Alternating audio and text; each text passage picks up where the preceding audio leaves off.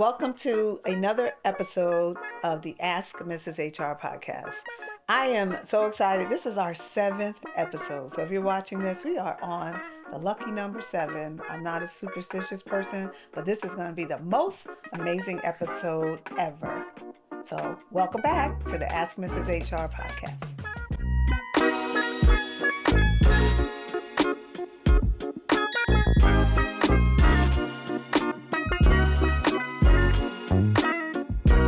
Welcome back to the Ask Mrs. HR podcast. Today, I am so excited to have with me a colleague, a spirit that I'm just so in touch with because she is a creator.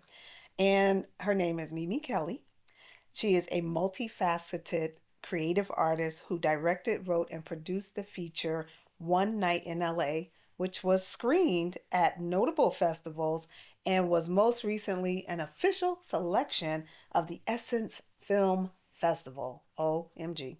It was released on Tubi on Saturday, and Mimi is in pre-production on its sequel, Every Night in LA, a heartfelt, warm family dramedy whose script received 2 positive scores. So, first of all, what timing? Make sure you check out One Night in LA on Tubi, but we're going to hear more about the movie and Mimi Kelly right now on the Ask Mrs. HR podcast. So welcome, Mimi Kelly. Thank you for having me. You're welcome. I always read the bio because, of course, I can't memorize it. But it says you have directed 3 other short films that have been in notable festivals. Yes. And you have written 2 television comedy pilots, 2 feature movies, an hourly dramedy television script, and an hourly dramatic script that you hope will be produced one day. Yes. Wow, that's a lot. I'm still reading.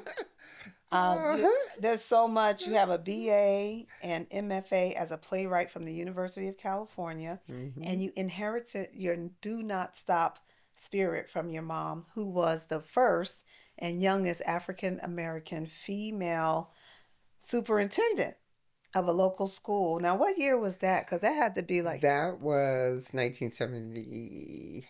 No. 1978. 1978. So it would be really easy to start with One Night in LA because, we want to promote that and talk all about that. Yes. However, I want to hear about the background. How are you functioning doing all of these things? How are you? What does G-O-D called. I would not be here if it were not for him calling me to this task. Yeah. I didn't even realize I was a writer and had anything creative in me until my mid-30s. And literally was told to sit down and start writing. Okay. And I followed his instructions. And here I am some years later. I don't want to date myself, right? Yeah. But it's been, God is amazing. And so when we follow him, it's an exciting journey. Yeah. It's not linear. No, definitely not. I talked about that on the other podcast. It's all around and up and down. Yes. But there's immeasurable peace in knowing that you're answering a call that's placed on your life. Yes. And that's what I've been doing. And I'm like, okay, God, when do I get off of this? Yes. That's what I was thinking that I want to talk to you about and that's been the question for me these past few years it's so zigzag. And I talk about that in my other podcast. Someone gave me confirmation. It's okay to zigzag as long as you're still following your North Star, but figuring out what your North Star is. And when we first met, we were talking about public policy. And we were trying to do some work with the homeless, with the unhoused. It was during the pandemic. During the pandemic, yes. I just saw a little tiny head on the screen. And then randomly, the guy from Grey's Anatomy was on the call. I know. Who created that? Michael, I think. Michael with the Brown with the Van Nuys Neighborhood Council. So I served as an elected official on the Van Nuys Neighborhood Council at that time, I think. Anyhow, I don't know. What were we even talking about? I can't even remember. We were talking about, I think they called it Black in the Valley. So we were Black in the Valley, and we were Oh, thinking about, we were talking to mm-hmm. our local representative about Okay, issues that we were concerned about, okay. including homelessness. I remember Mm-hmm. that. It was just an interesting little season. Yeah, it was. And we talked about donating food, Yes, and we were yes, trying to come up with something, and it kind of fizzled yeah. out. But the reason I'm sharing that because that's like personally my life, and a lot of people I give advice to as a human resources consultant. A lot of times they want career advice, and then Mm-hmm. you have this big idea like, oh, we're Black in the Valley, we're gonna feed all the homeless, and then Yes. all of a sudden it's just, what were we doing? What were we? What happened with that? And things just fizzle out. Yeah, yeah. Well, I So, think once the pandemic ended, we were mm-hmm, all mm-hmm, going our separate ways, yeah, maybe. So it sort of fizzled. But I yeah. used to enjoy it. It was great Yeah, it was community. nice, especially during COVID, to be able to Yes, meet with like-minded people. yes. So now, do you own a production company? How are you getting these films produced? I do have my own production company, Hmm. just called by the man, I tell you. And he has brought some incredible team members Okay. to me that I collaborate with, and we get it done. We get Okay. it done. So you hire people? I do. I do. Okay.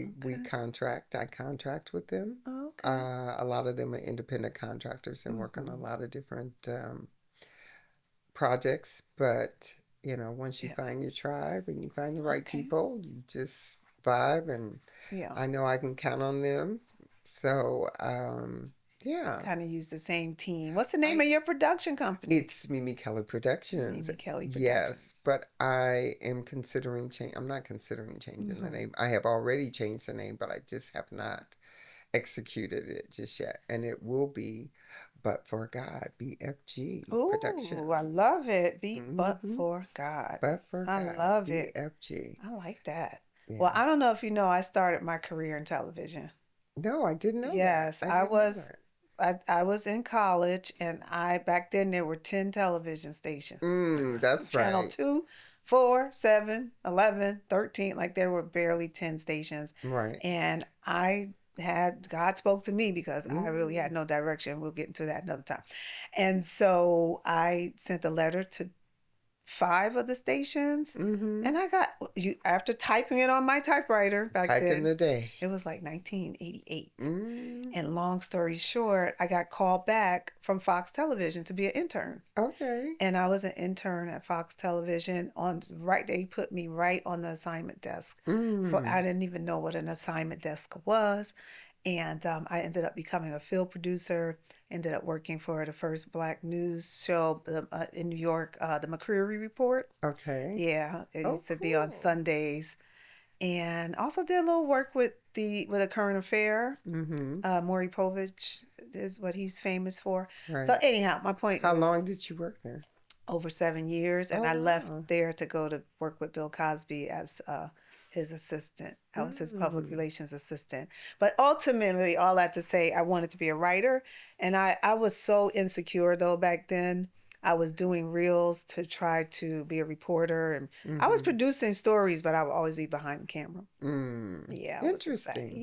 Very Yeah, interesting. what was my point of telling you that? So, you know, God called you? God called me Okay. to use it all. Yes. Yes, to Yes. use it all. But my point is, I'm an HR person now, Mm-hmm. right? This is Mm-hmm. my HR is my by day job, and then Mm-hmm. using creative things that I've learned with, in television. Now I Mm-hmm. try to bring it all together. Like, Mm-hmm. thank goodness I had some experience so I could do this podcast.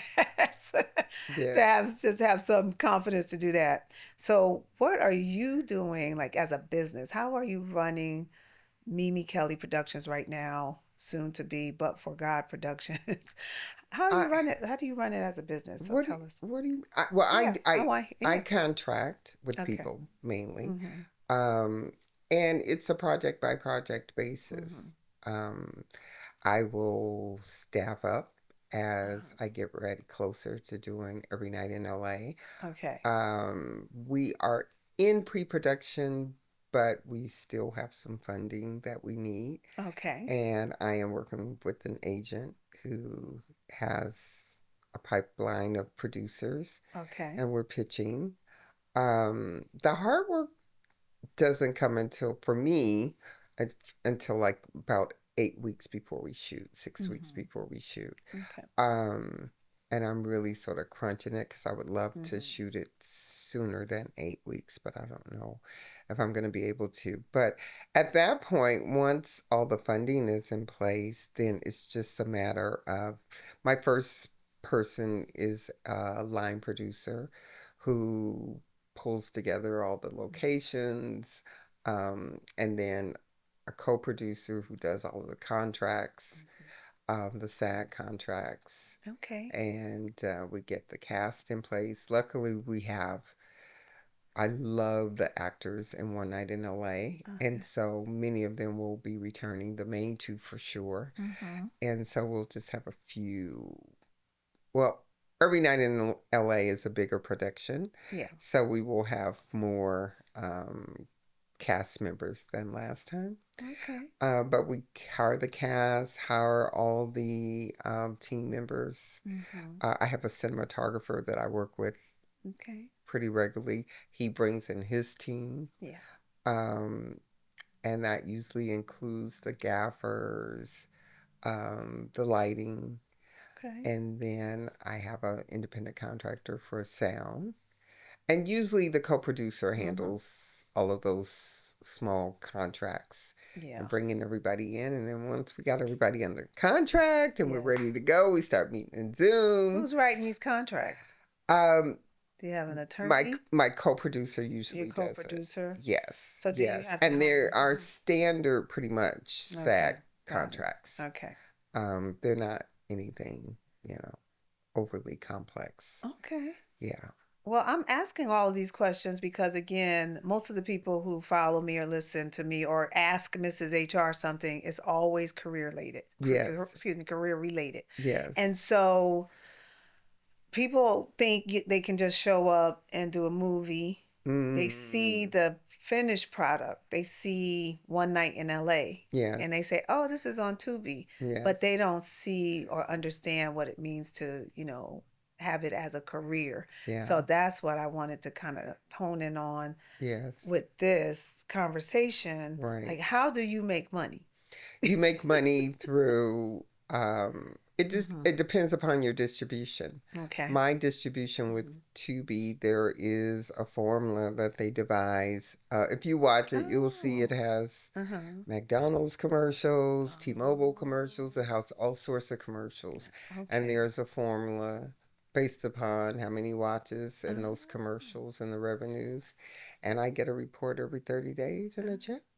And a Yeah. check. Say that again. And a check. Wow.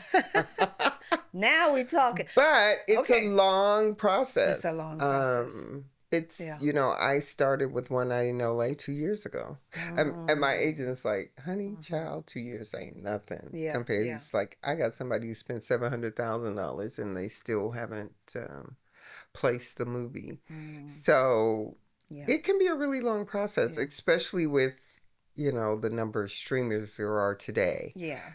It's So just much to very see. competitive Yeah. to get your project on a streamer Wow. and to get distribution. Yeah. Um, so he tells me I need to be more grateful because when I came out of Essence, I signed with the distributor like Mm-hmm. about a month or so after Essence Film Festival, Okay. and they've sort of handled pitching it to Mm-hmm. streamers. Okay. And I like Tubi Mm-hmm. because it is a direct link to the movie. The link that I sent you is a Yes. Yes. direct link.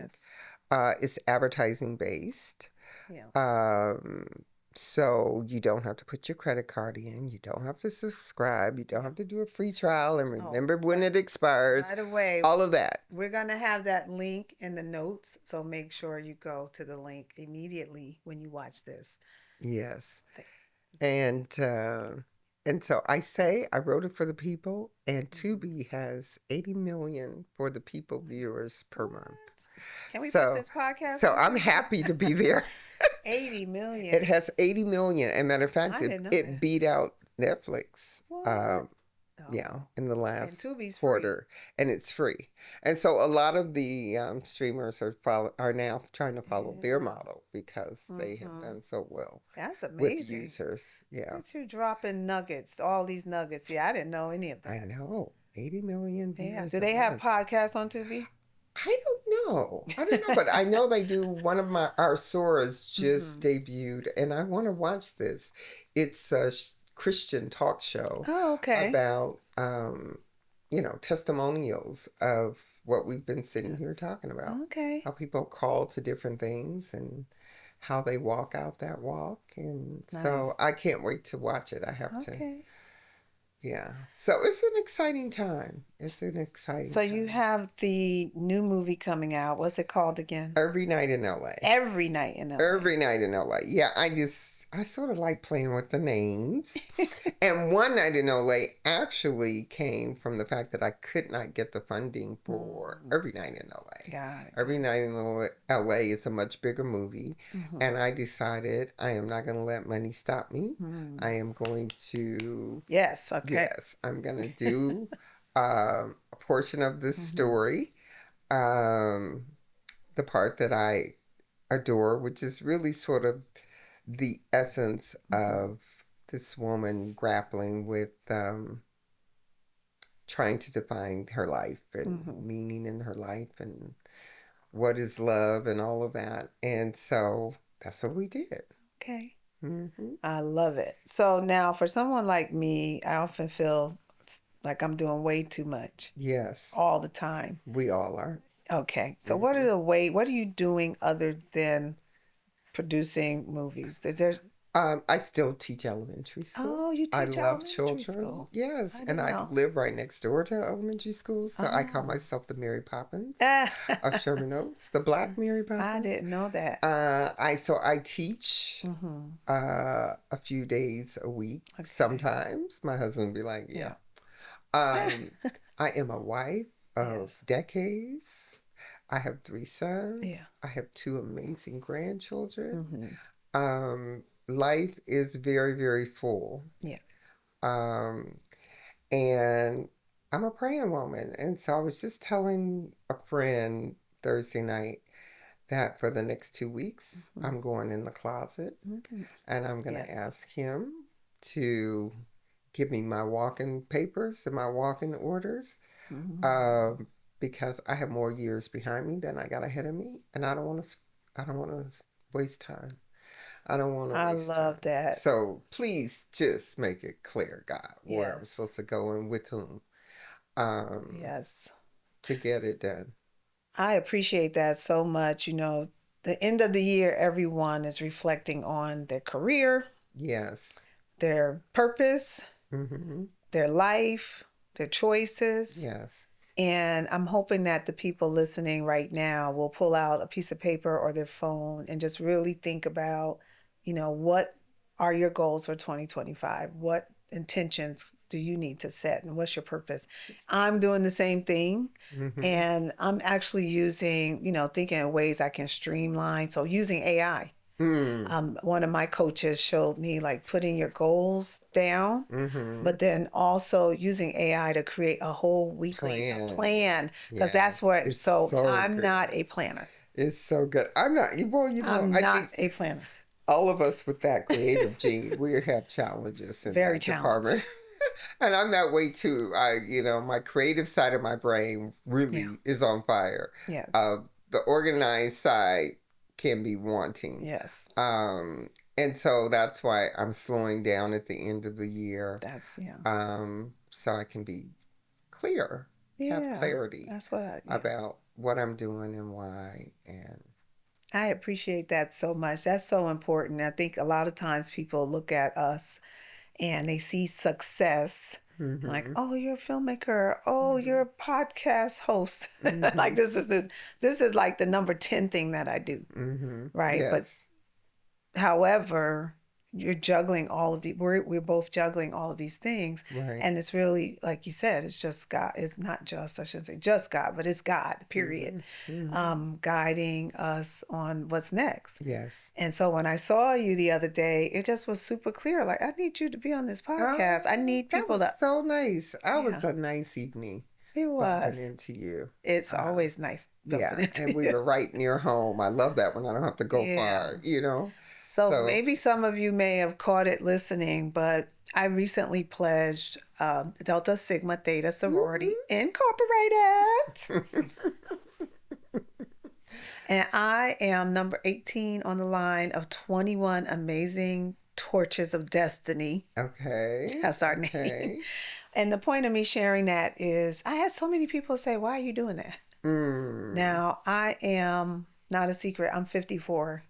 So maybe one day I'll have a quiz. Somebody could guess how old I am. Because after next year, when I turn 55, I won't be Yes. telling anybody else Your my age. I'm done. But at 54, my purpose of saying that is I pledged to be in a sorority at 54, right at my birthday. Actually, I crossed over April 6th and I turned 54 that month. And We're both Aries too, huh? oh, I'm a Taurus, actually. Are you? Yeah. April 6th? April 22nd. Okay. Yeah, I Okay. crossed over April 6th. I see. But I see. yeah. But it was close to your Yeah, birthday. I am full Taurus. Taurus. Even though Okay. I don't follow, the zodiac Yeah. signs too much. Yeah. But I do believe that There are people some show up similarities. the different seasons that they're born. It means a lot because I am all bull. Yeah. But anyhow, the Delta Sigma Theta Sorority Incorporated Yes. experience has been so encouraging, not just to me, but for others who didn't even know you could pledge an alumni chapter. The networking, the educate. I was on a board call because now I sit on the Divine Nine, which is all of the 9 Greek organizations for those who don't know. And I'm working on this board, and I've been on many boards. I've worked in executive companies, and I had one young woman, amazing, won't say her name, but she's like, you know what? You didn't really lead the meeting right. There's a protocol for this, and you should have done it this way. And it was in total love. It was not judgmental. And I'm like, thank you. Like so many times, I'm with the doctor in front of my name. People just let me go and just do whatever. They're like, Right. oh, we're not going to say anything. But the fact that she pulled me to the side, and I learned something. I learned how to do it better, and I literally felt in that moment that she was helping me be positioned for greater. And I literally feel emotional about it because so many times people will just let you let you like, oh, I guess, and they're afraid to speak up or challenge you. And so while I'm wrapping up this whole story, I talk about this a lot in human resources because as leaders, we need to give people honest feedback. And now I'm sure you have to do this when you're filming. Yes. So how does that? It's interesting.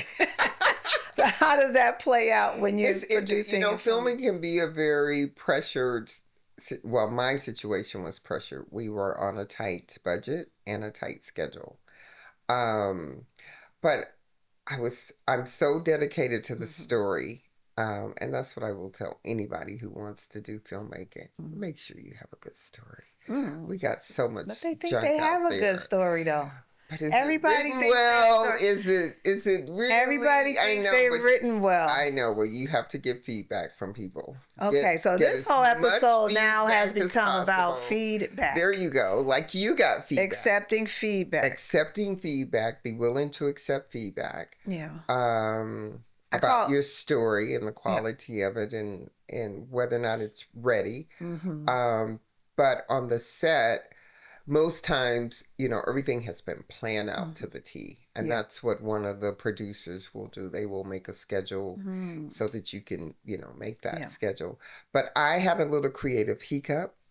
I wasn't feeling one of the parts that we were filming. And I changed the whole thing. And they went bananas. Ooh. But you know what? When you watch the movie, it is now my favorite part of the movie. So I am so glad I was willing to... jump in the fire because I had half of the set upset with me because Mm. people, once that schedule is Yeah. out, they want to follow it. Yeah. Um, but I did change um, our schedule Mm-hmm. and change the location where we were And shooting change one the in the same. location. It was still in the same place, but different than we had planned. Well, And yeah. I think you and should be able to so do that. It's your movie. yeah, you should. But people get stuck Yeah. in They what do. they get stuck, and it's just like Yes. in a corporation or a Mm-hmm. job. People Mm-hmm. get stuck in their particular role and how Yes. it's done, and they have a hard time sometimes receiving feedback and changing course. Yes. When I So, was working with doctoral students, because that's one of the things I used to do a lot as a doctoral coach or helping uh-huh. other people, I was the chair for people. I learned to give feed forward. I like We that. call it feed Not for, feedback, not feed feedback, forward. feed I like forward that. so you can move forward in a positive direction. Yes. And I personally like, well, one day, actually this week, I did get some feed forwardness wasn't feeling, Mm, but it was true. And it mm. was around the way that I was speaking about my husband and myself and my Okay. future. Okay. I And so like you that. find yourself saying, this never is going to happen. And he always does Mm, this. And the never and the always is, right? mm. And so when you hear yourself saying that, it feels good because you want to complain about whatever the heck is going on. But I'm really at a season in my life where I need to be speaking Positive, positive things into affirming. existence, affirming words, right? Mm-hmm. And I didn't realize how much, I mean, I'm more positive than most, I think, because I work with a lot of people, but there's still an edge of, is this, Yeah, yeah, negativity, just a right. little We taint. don't give ourselves as much grace as Yeah, we give others. I know exactly. I find that. Yeah, or walk in our power. So Yes. people look at me and I always forget, and you, they look at us and they think, oh, she got it going on and walking in her Mm, power. And mm-hmm. I'm like, and I'm thinking, I'm scattered. Where am I going? I'm Mm. confused. I don't know what I'm doing. And I think in 2025, I think God is calling us to present in a different way. I Mm. think our power will come Mm-hmm. from within Mm-hmm. because the world is pretty chaotic. Yes, it's a lot of chaos. And so, yeah, I think He's calling us to go back to the basis I as think Black so women too. and wield our power in a very Yeah, loving yeah. way.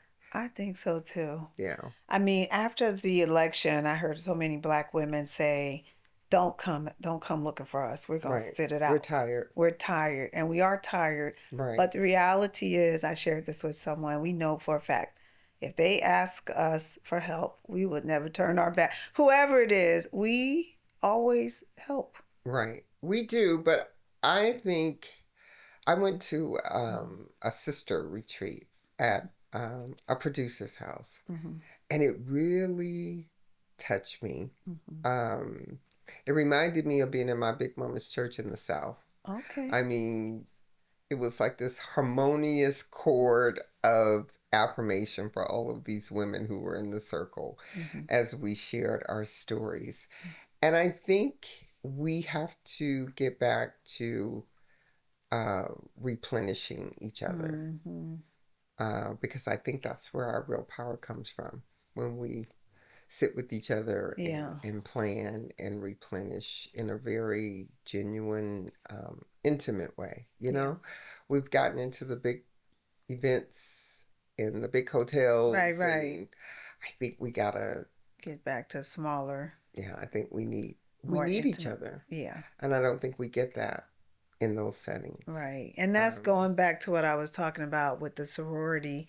And that became what I got from, pledging and being a part of a sorority. Even though mm-hmm, I have a beautiful church family too, I'm a part of a small group there. It's just mm-hmm, a little different because of the mm-hmm. different values that the sorority has. And we're all working on it's like we're working in the community. on a specific goal. Mm-hmm. Where the church, people that I'm with in church, we're working on something a little different. We're working on evangelizing and making sure people know all of, I mean, and we're kind of doing both and both, but we have, as you know, in the sorority, we have these college graduate women, these business professional, sharp, you know, bad behind women. Right, right, right. And there's just so many opportunities for mentorship and to be replenished.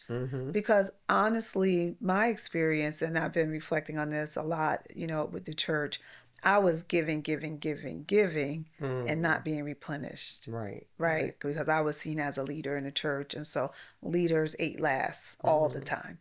So I was starving. And so now I'm replenishing myself, doing the things I love to do with no apologies. Yes. And people are like, you're just doing this, you're doing everything. Yeah, I'm running it down till those wheels fall off the bus. Yes, yes. And I'm having a good time too. Good, good. Yeah, we do. We have to put ourselves first. Yes. And we have to. That's not selfish. No, it's not. And we have to replenish with our sisters. Yes. And Delta Sigma Theta is an amazing organization. My mom was a Delta. Yes. And I was born in a house with Delta Sigma Theta symbols carved in the wall because my dad was a carpenter. Oh, really? And yeah, it just has always been a part of my DNA. Wow. So let's talk about your mom, because you talk about her a lot. I do. So, and you know, and part of the reason I think I was late finding my own calling, because I sat at the feet of my mom. What was that She like? was an amazing woman, born in the 30s. So, you know, we complain about how difficult it is for us. Can you imagine sitting on the back of the bus and drinking out of colored only water fountains and going to segregated schools and not having any power as a woman to even to have a bank account. That's right. So, but you know, she went from the red dirt of Georgia to become director of military schools for Department of Defense, first woman, youngest. What? Yeah. So in the 70s, you know, I was flying to Paris and her driver was picking me up and I was like, girl, you bad. You're just bad. Wow. I give you your props, you bad. Yeah. So she was just So what was that like? Dynamic. What was that like being raised by a woman who was busier than both of us put together? Yeah. And you felt, were you getting the attention you needed? She was just, you know, my mother was dynamic. She was dynamic. And I enjoy sitting at her feet. That's one of the things I don't see with us anymore.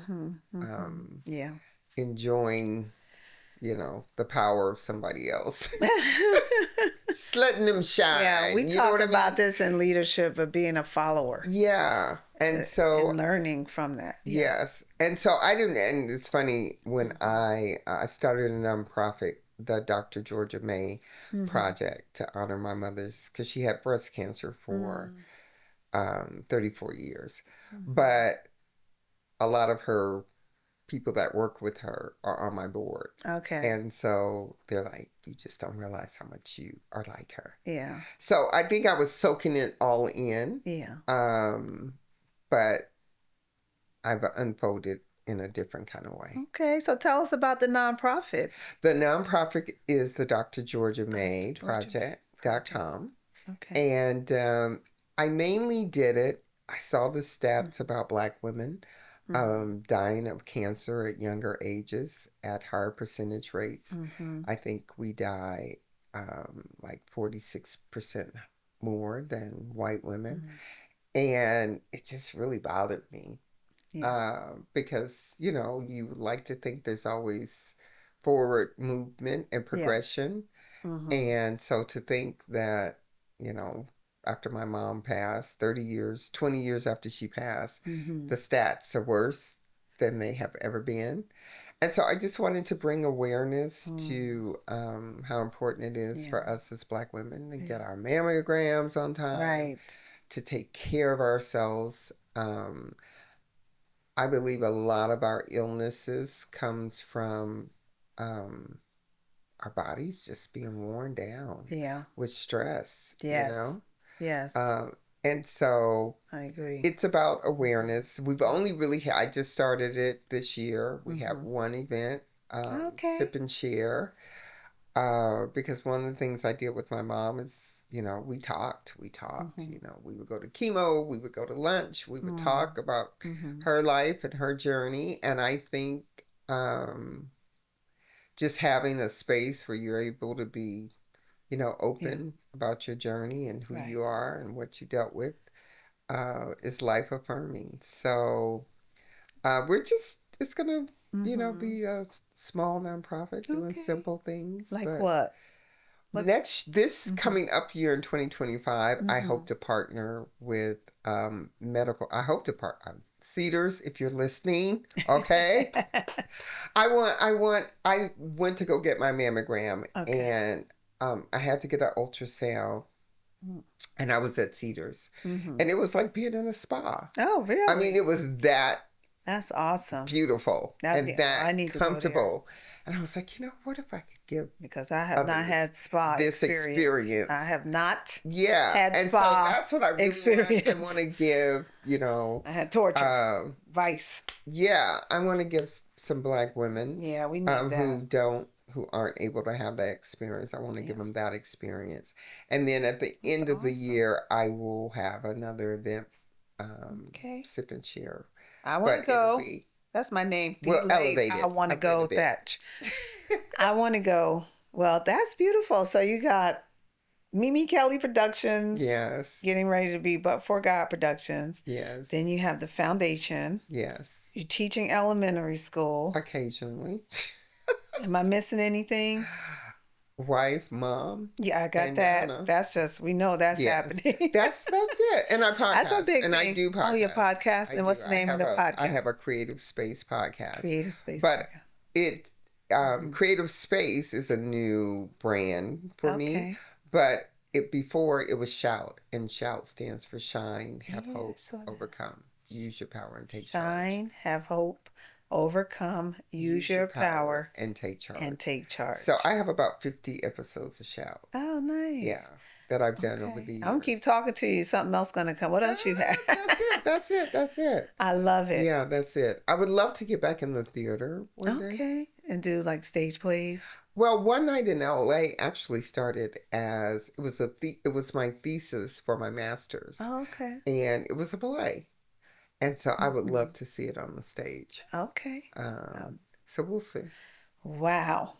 So now, if anyone had any reason to doubt why you were on the show today, it's because, one of the things I look for are people who are just doing it with no excuses and just making it happen, even though sometimes we have minimal resources. Yes. But really doing it based on faith, based on God, but for God. And I think if you're watching, this is our 7th episode, you'll see a pattern of people on this show who are like, well, I kind of just started doing it. Yes. And it just took off and it became successful.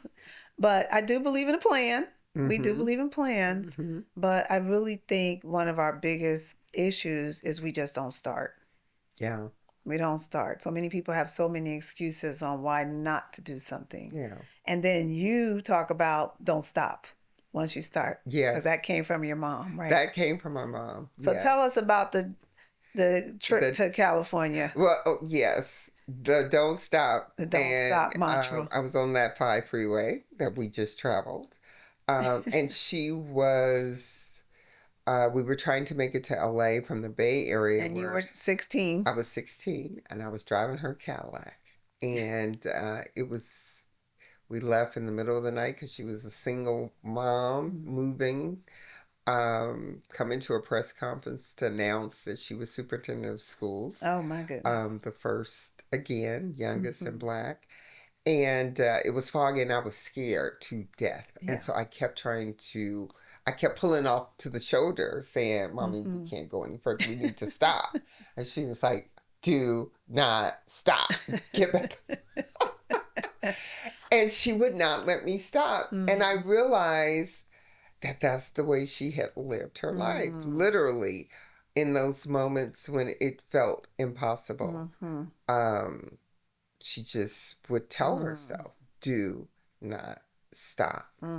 I can remember when she started her PhD program, and it was in the 60s. And so, you know, they probably, well, we know they didn't want her there.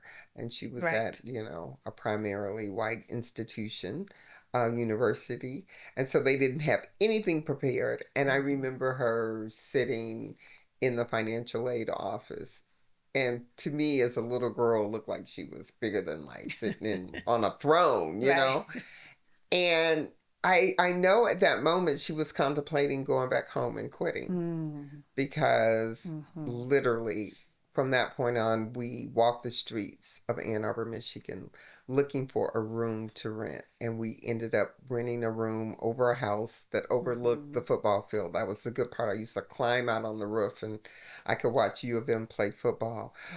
But most people give up under those circumstances and say, you know, this is just not worth it. I mean, we were eating on a hot plate. We had a little refrigerator. You know what I mean? It was so many sacrifices. Yeah, it was ugly. And and you're a little girl. Yeah, it was ugly. Wow. And but she had this do not quit attitude. And then late in her life, when the cancer had been terminal, I was once sitting with her in a hospital room, and I'd gotten hungry, and so I was wandering through the corridors of the hospital, and I go down this one corridor and I look up, and there's like this life-size picture of her, and it said, I live with cancer because I followed my dreams. And that is going to carry me to the other side, because I believe that was my message, to always follow the dream that's in your heart. Wow. Because that's God most of the time. That is God. Let's that's say that where he again. places it. Yes. Yeah, that's where he places it. Yes. Deep in our hearts. And that's so important. Follow it. You know, people say things like that, and it almost sounds like cliches, you know, like follow your dreams in your heart. Right. No.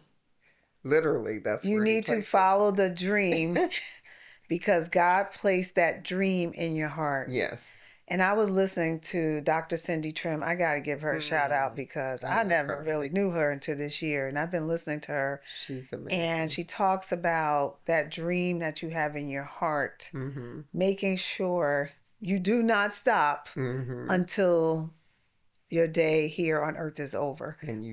And you've done it, and you've manifested that dream. Yes. So I think that's a good place to I think we be able to take feedback / feed forward. Yes, feed forward. I love that. I'm going to remember that. Anytime I get ready, I have to take feedback. I'm going to think, this is going to push me forward. So.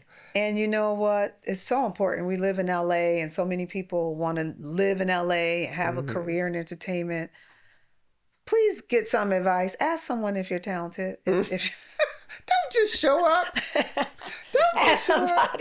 Ask somebody. Ask feedback so you can go for it. Yeah, because maybe you're talented in front of the camera, but you cannot write. And you're writing, maybe you cannot write right now, but maybe you need to go to school. Maybe you need to take a few courses. I don't know, but guess what? You need to get the feed forward, and so you can move forward. Yeah, and Hollywood is it's a tough business, because there is a spirit of lack, like there's not enough space for all of us. And so I've met interesting people. I'm sure you and have. Everybody is not holding open the door for you to come. So you really have to believe in yourself. Yeah. They're going to send you packing. They will definitely send you packing. Send you packing while they're laughing. While they're laughing. That's right. Yeah. So there's no welcoming committee telling you to come on in. No. So. But it's really an opportunity too, though, when you come here, if you connect with your church or an organization, you will find your people. You'll find your tribe. But here's the thing, when you find them, hold on to them. We talked about relationships too, and really replenishing one another. It goes both ways. Yes. You can't come here just to take. Right. Like, Yes. and I'm really speaking to people who I think a lot of people follow me because they're like, oh, she moved from the East Coast to the West Coast. What is she doing? How is she surviving in California? Well, it's about having symbiotic relationships. It's not just what can you give me? When can Yes. I stay at your house, and when can you help give me money? When can you, and these real stories, by the way. Right, right, right, People right. asking me to fund Yes. their dream. Yes. No, Yes. you have to sacrifice and fund your own dream. We just Yeah. heard Mimi Kelly. She's teaching. She has a nonprofit. She's relying on God. She's not, she's Yeah. handling her business, Yeah. not looking for me to fund her dream. Right. So, or anyone else. She's funding her own dream. And one of my favorite quotes, I'm going to end on this, is Barbara Cochran from Shark Tank. She says, do not expect your baby to buy its own diapers. Okay. Like, you have a dream, that's your baby. You gotta Now you go do what you gotta do to get those diapers. You take care of it. You gotta work part-time, or you do a podcast, or you do Tubi, whatever you need to do, that's on you. Yes. But don't have this attitude that, no one's helping me get to where I need to be. You have to believe in yourself enough to do it. Put in the work and the sweat. Put in the work. Yeah. And that's when God meets us, when he sees that we're really dedicated. Yes. I love it. We're going to do the work, and then he'll meet us and bring the right people. See, I got the right people all the time. If you watch and Ask Mrs. HR, you hear I have very positive people sitting in this seat. Well, this was such a pleasure. Are there, I always might get my verbs mixed up. You're good. Are there any last things we need to know about Mimi Kelly, what you're doing? I'm going to put everything in the notes so you can try to go to One Night in LA movie on Facebook. One night only. It's all spelled out. One night. ONE, Night in LA movie on Facebook and Instagram. Yes. And you get to click right in and watch the movie. So I say click right in and watch the movie and take the journey with me. I have to confess, did not watch the movie because I couldn't find it. But time. I still have time. However, I watched you market that movie. Everybody's you marketed the mess out of that movie. Because and I know people get tired of hearing me, but it's. I mean, when God calls you to do something, then you do it. I don't have Paramount, and I don't have Warner Brothers. I have Mimi Kelly. No, you did. And that's a wonderful whole different shebang. So I have to do what I got to do. You did it with taste. You did it with elegance. And I'm like, look at you. Every time I would get an email, it was always engaging. And you really, really, you could see the passion behind your project, period. Yeah. And that's what it's about. When you're passionate about something, then people want to be a part of what you're doing. Yeah. And so you just keep doing it. Thank you. That's all I have to say. I so appreciate you having me. This is such a wonderful opportunity. I really appreciate it. I appreciate you being here. Well, that's it. That's it? That's it for now for Ask Mrs. HR. So I hope you benefited from this, especially you aspiring filmmakers and producers and all of you, a lot of y'all who call me and say, oh, I want to move to LA and be in film. Well, I hope you had some great nuggets from this. And if not, reach out to us. I'm on Ask Mrs. HR. Like, subscribe, share, comment, please, and ask some questions. I always make sure I pronounce my K. Okay? Got to represent. But anyhow, we'll see you next time on the Ask Mrs. HR podcast. Thank you for showing up.